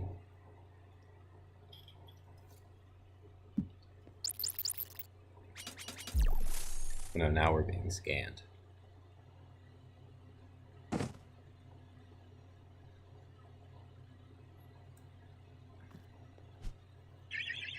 What in the Yume Nikki? Shadow Gale.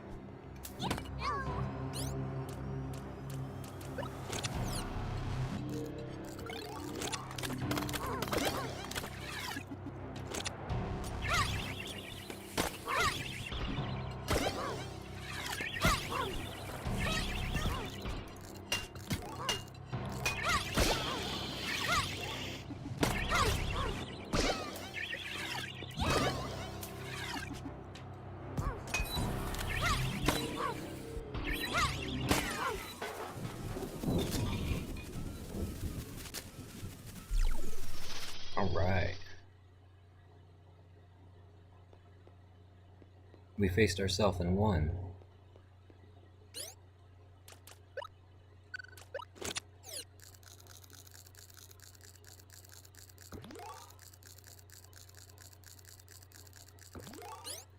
See some fish.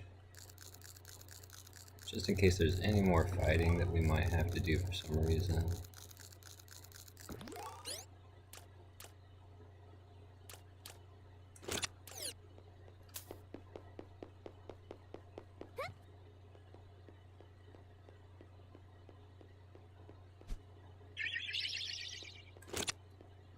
Hopefully we don't have to fight ourselves again.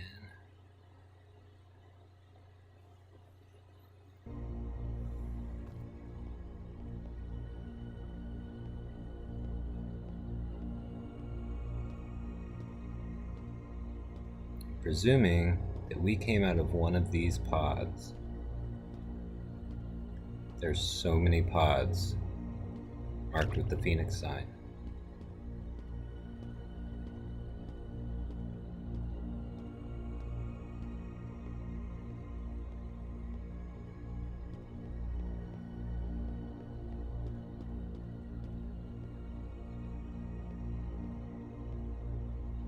Central terminal. Let's wake them all up. Terminating jamming sequence. Oh right, there was a jammer preventing Bart from being involved in any of this. That's why he didn't just pop out of our pocket.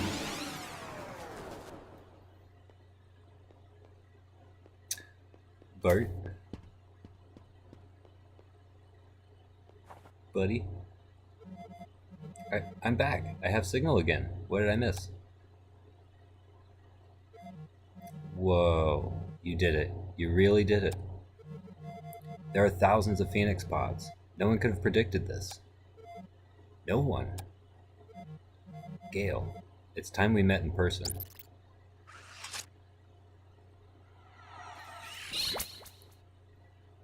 Just has a teleporter in there. Hi. Odd. Suddenly I'm at a loss for words. Come here, you. I'm sure you have a lot of questions, but we'll have to leave them for later. When that jammer went down, it sent out a massive shockwave. Someone could have been listening in. If so, they'll come to investigate.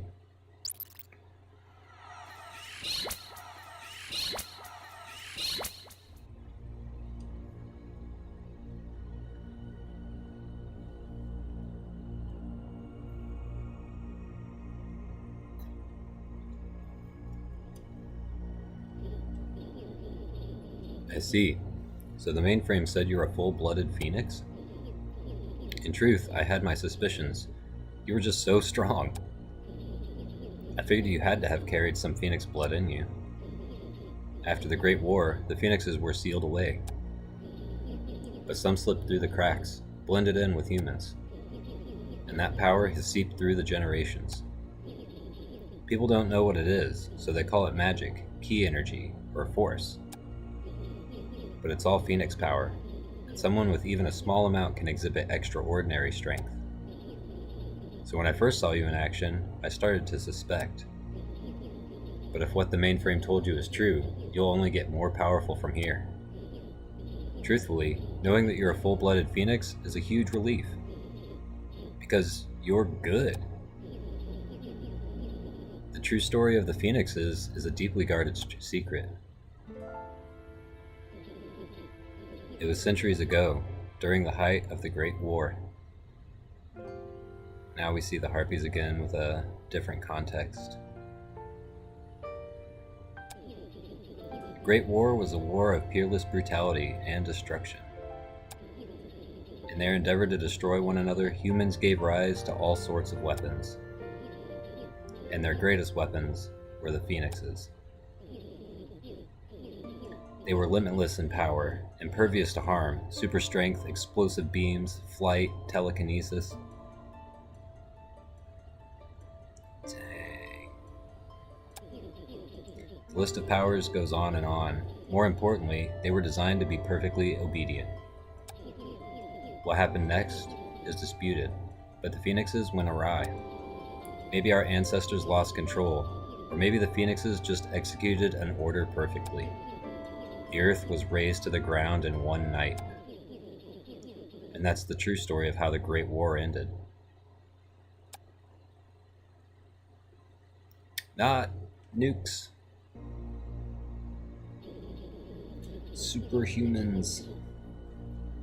Our ancestors never intended for us to wield the power of the Phoenixes ever again. I'm sorry I hid that from you. In truth, you shouldn't have had to burden so much of this mission yourself. But I wanted to see what kind of person you were. I wanted to know what waking up the Phoenixes was the right decision. Boss, I have good news and bad news. Quick question though, how did they stop all the Phoenixes after that and get them sealed off down here? Maybe they didn't. Maybe these are just the ones that they didn't deploy. The good news is we've successfully opened a Phoenix pod. That's great. And what's the bad news? The kobolds have breached the chamber, and they're rapidly advancing on our position. What? Why would you not tell me that sooner? You look like you were having a good conversation. You're a dolt. Gale, I need you to buy us some time while I awaken the Phoenix.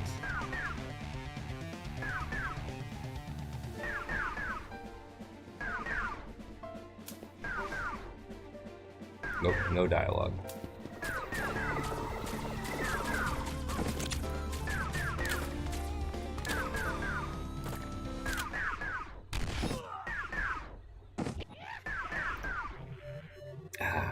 It's Katash again. Did I not say a kobold never forgets his quarry? Kill 'em all, boys, but leave this one to me. Alright, bud.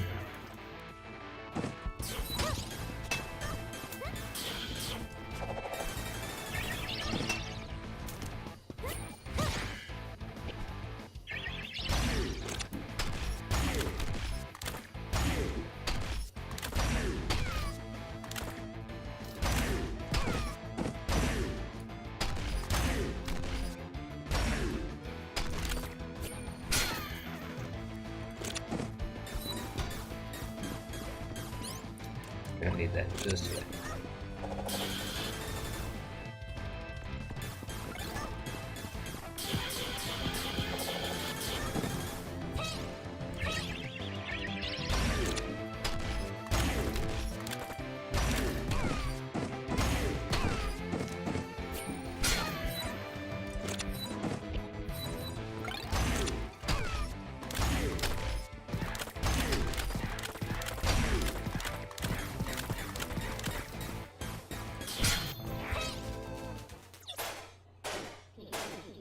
Boss, you're missing a great fight.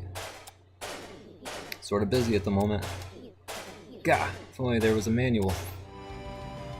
Ha ha ha, you are worthy indeed. But this isn't even my full power. Let's see how you can handle this.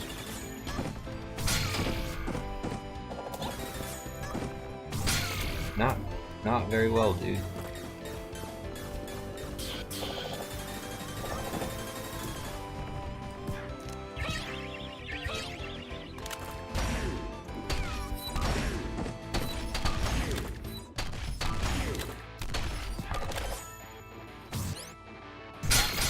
Oh no. Ha ha ha ha, you lose. I'll grant you the mercy of a quick death.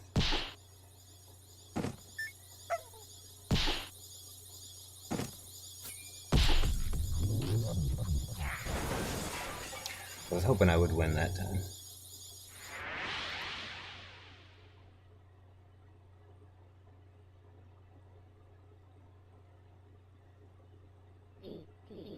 Gale, are you alright? Right when you fell, this Phoenix man woke up all of a sudden and saved you. You should have seen it. He was flying around, shooting beams from his hand. Kapow! He took out the kobold boss in one hit. It was like he detected you were in danger. Thank you, Phoenix dude. Are you my new master? I'm your new friend. You can call me Bart. What's your name? AZ32120. My previous commander called me Zero. Zero? That's a bit strange. We'll get you a real name, but it'll do in the meantime. What are your orders? Straight and to the point. He is. You guys could learn from him.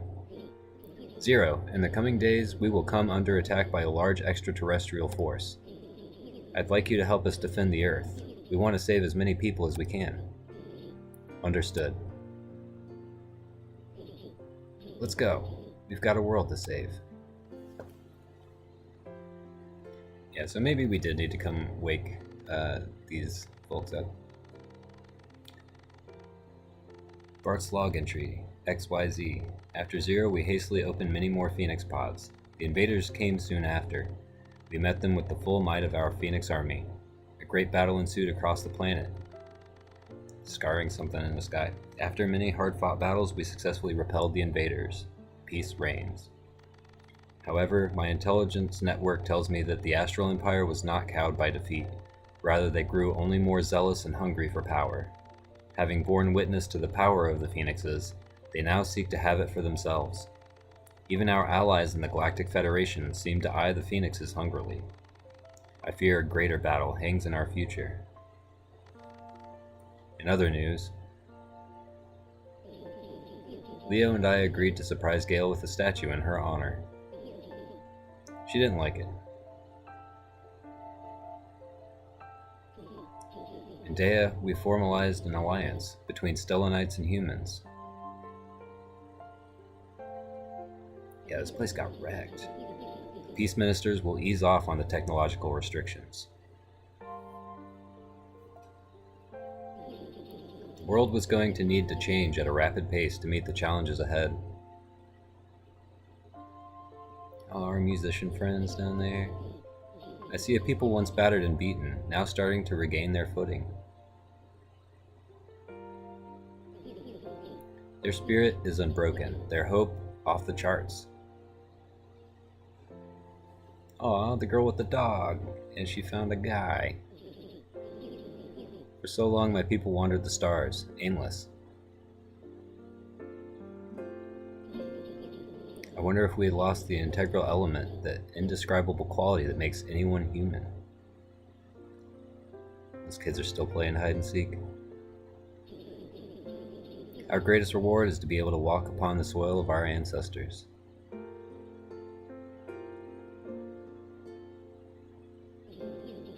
To feel the wind on our faces, to enjoy the water when it rains.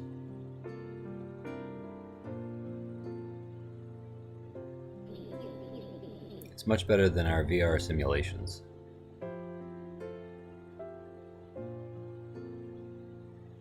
Poor boy. And the people from the neighboring kingdom came over too. Or the neighboring country.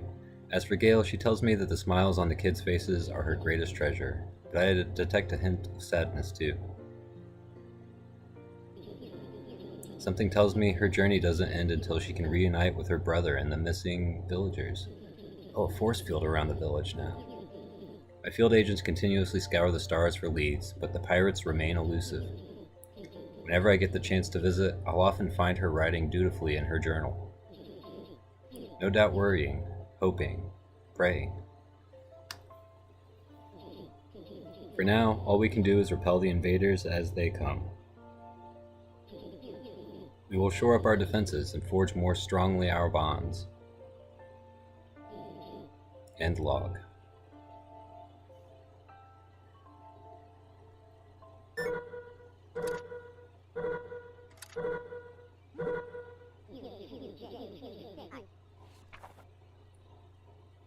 Hey Gale, there's aliens attacking. We need your help.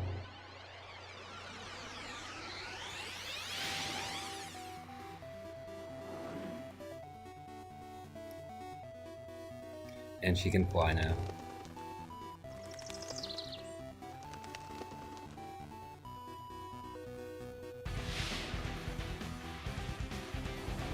Alright. And that's the game. A game by Cape Cosmic.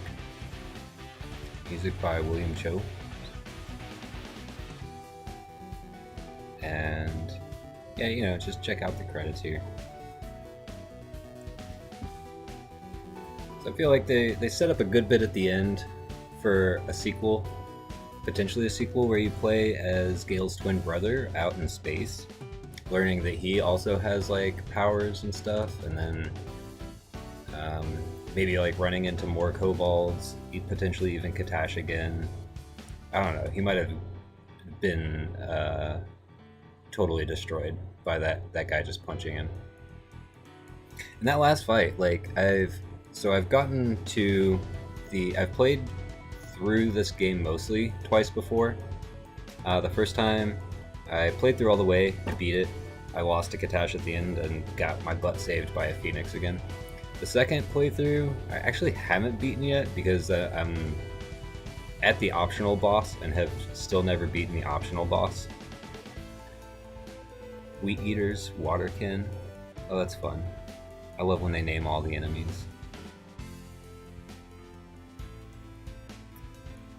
But yeah, so my second playthrough, I still haven't beaten it, but that's on the hardest modes setting and with like 100% of the items gotten, because you have to get 100% items in order to fight the optional boss. Because I got stuck on that, I never actually played through the end section.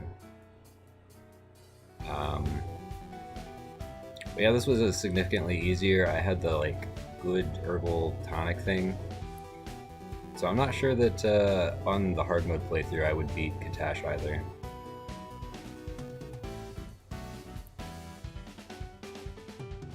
Yeah, Phalanx by Fang. Look, kind of shadowed in at the bottom. Only 59 completion % on this file.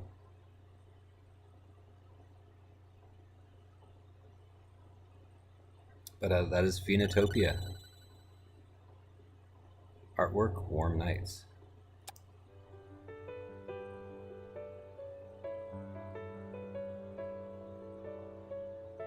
Nice little bit of artwork to kind of end out on.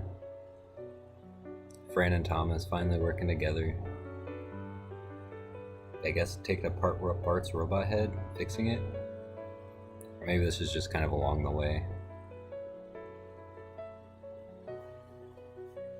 Yeah, what a fantastic game. It's kind of a lot. There's a lot of NPCs. There's a lot of backtracking, a lot of side content. Dialogue changes throughout the game too, so it's so hard to get everything in one go through, especially in like a reasonable amount of time. I think my first playthrough was like 60 hours. My second one was like 40. I don't know what this one comes out to. Probably closer to like 20 to 30, I'd say. That's mostly because I just had the experience and knew where to go a lot. But it's a very fun game. I left a few things out of this playthrough, like obviously didn't get 100%, didn't show off the final boss. There's a few really good side quests that I didn't fully go into. And if I get like I got a crazy amount of viewers out of nowhere and people for some reason wanted to see that, then I would go back and definitely replay all those little areas, gather up all the side content. But I think this has been a really fun playthrough. Nice 10-episoder. Maybe I'll try to cut it down and put it on YouTube as like more concise edited videos. But we'll see. My channel's still kind of just starting out with like really making the content. So I'm excited to get into some more games after this. Excited to grow a little community and hopefully have some fun discussions with people about Zelda-like games, games in general, life in general, art, music, philosophy, you know. But I hope that if you've watched all the way through, from the beginning to here, I hope you enjoyed it. Hope you give the videos some likes, or give the channel a subscribe. If you watched the whole playthrough, you might like the other things that I've got coming down the road. I want to do some more obscure games. Maybe if you're watching this in the future, you already see the full list of things that I've done since then. But this is my first full stream playthrough, so thanks for sticking around with it. When adventure calls, don't be afraid to pick up your bat, save your family, because it might turn out that you're actually superhuman, and you don't know until you try. You don't know until you're needed. So take care of yourself,